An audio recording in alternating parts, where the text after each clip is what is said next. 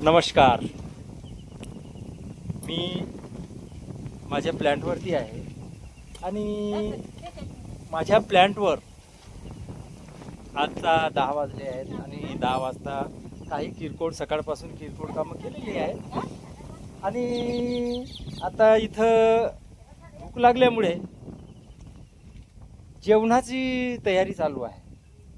हे बघा, प्रत्यक्ष आपण तिथं हे करू. हा माझा मुलगा आहे ना, पहा माझा फोटो काढायचा नाही म्हणतोय आणि पाय कसा उभा आहे. चांगली गोष्ट आहे. आता बघा,